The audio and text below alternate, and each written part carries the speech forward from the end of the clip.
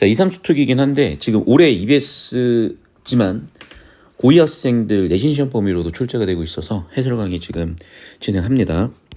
자, 이 웨어러블 센서, 이 센서 기술은요, 나와 있다시피 4차 산업혁명 시 되게 중요하다 보니까 앞으로 계속 수능에서 반복해서 출제될 수 있는 그런 소재예요. 그래서 꼭 여러분이 한 번쯤은 정리해 볼 만한 가치가 있는 지문이고요. 자, 항상 1단락은 주제 세팅하는 단락이기 때문에 주제 세팅하고 가시고, 웨어러블 센서가 그래 주제겠죠. 웨어러블 센서가 그래 주제입니다. 그럼 하고 싶은 얘기가 뭐냐는 거예요, 지금. 인장 상황. 우리 예전에 제가 이거 우리 정규반 수업에도 있었는데 인장 센서가 있었어요. 그거를 지금 재해석한 지문으로도 보이긴 하고, 또는 이게 단순히 어떤 도입부로서 기존 배경 지식을 다시 로딩한다는 측면에서 활용되는 것도 있을 겁니다. 자, 근데 그 중에서는 신축 자외선 센서가 큰 주목을 받고 싶다. 중이라고 돼 있잖아. 그러니까 당연히 글의 주제는 이렇게 좁혀가는 거예요. 태양빛은 적외선, 자외선, 가시광선 다 알고 있는 거니까 파장이 짧고 에너지가 큰 자외선은 피부노화나 암을 유발한대요. 오케이, 문제죠. 그럼 어떻게 돼? 자외선 변화를 감지를 해요. 그러면 감지했기 때문에 대안이 나올 수 있지 않겠어요? 그렇겠네. 자, 그럼 2달러 계속해서 가겠습니다. 글의 주제는 신축 자외선 센서입니다. 특히 필요한 이유에 대해서 얘기를 한 거죠. 뭐 때문에?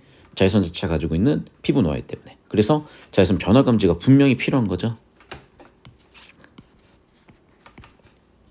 그래서 이 신축 자외선 센서는 자외선 변화 감지가 주된 목적인 것 같고요.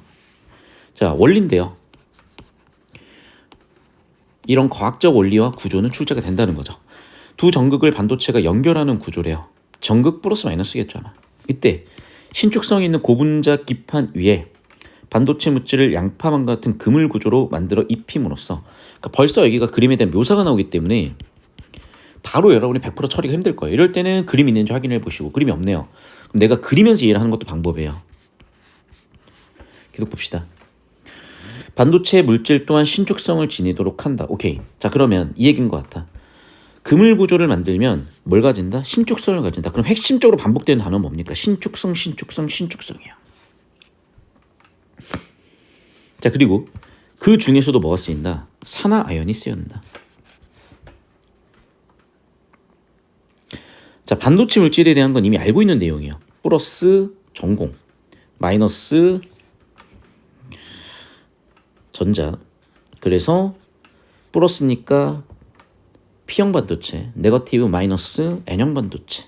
산화연은 N형 반도체라고 세팅을 해놨는데 이미 다 알고 있는 내용. 그러니까 사실 1, 2단 내용을 보면요, 웨어러블 센서 중에서도 신축 자외선 센서야. 그럼 신축 자외선 센서 구조는 뭐 양파 모양이고 핵심은 신축성이야. 이거예요. 사실 진짜 정말 별 내용이 없습니다. 그러니까 기존에 알고 있는 내용이 없으니까 여기서 막 얻어 터지는 거죠. 그러니까 미리미리 연습이 좀 돼 있어야 되고 공부가 되셨어야 되고, 이렇게 반복되는 부분들 주제입니다. 공정에 대한 얘기군요.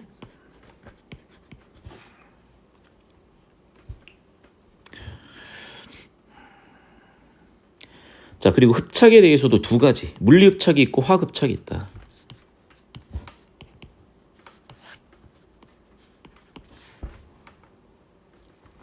자, 물리 흡착은 말 그대로 물리적으로 붙어 있는 거야. 화학 흡착은요, 전기, 전자 전달. 전자 전달 가지고 둘을 구분하는 거든요.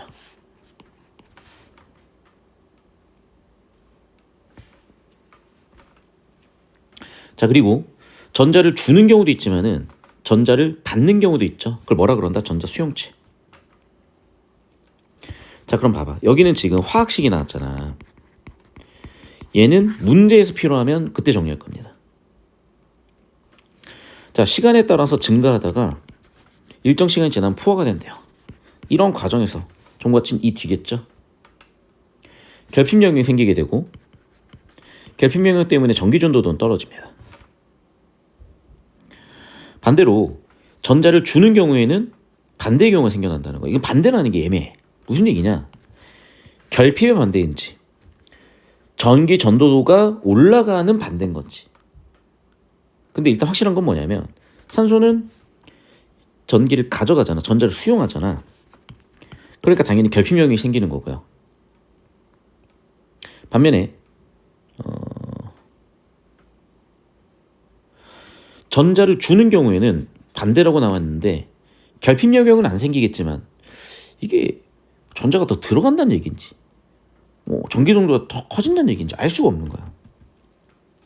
어쨌든 두께에 따라서도 전기 전도도 영향이 있는 것 같아요. 그러니까 지금 정보가 불충분한 상황이기 때문에 여기서 완벽히 처리가 안 됩니다. 그러면 뒤쪽에서 혹은 문제에서 요구한 형태로 봐야 되겠죠. 자, 자외선이 도달합니다. 시간의 경과에 따라 산화아연 표면에 흡착되어 있는 산소이온은 빛으로부터 에너지를 받아 산소 분자 형태로 탈착되고 전자를 산화아연에게 돌려준대요. 시간 경과에 따라 가지고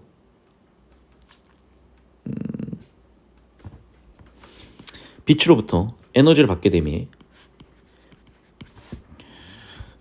산소 분자 떨어지고 전자도 나온대요.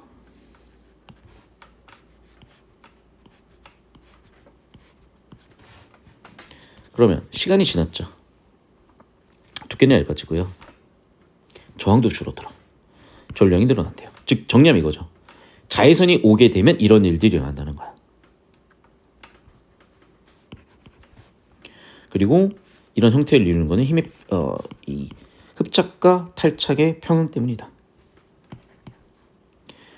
정리하면 여기에 정보가 지대로 높아지는 거. 앞쪽을 모르겠으면. 자외선이 왔어요. 어떻게 됐다고? 전류 또는 저항값을 읽어낸다. 이 인과구조라든지 이 과정을 못 잡고 자꾸 나열식으로 정리하는 학생들이 있어요. 정보를. 그러니까 그건 요약이지 구조 처리를 한 게 아니야. 그러니까 구조 처리 연습을 해야 돼요. 안 그러면 내용의 구조가 안 보이니까 결과적으로 이해도 떨어지고 문제풀이도 한계가 온다는 겁니다. 계속 봅시다. 정밀도에 따라서도 바뀐다.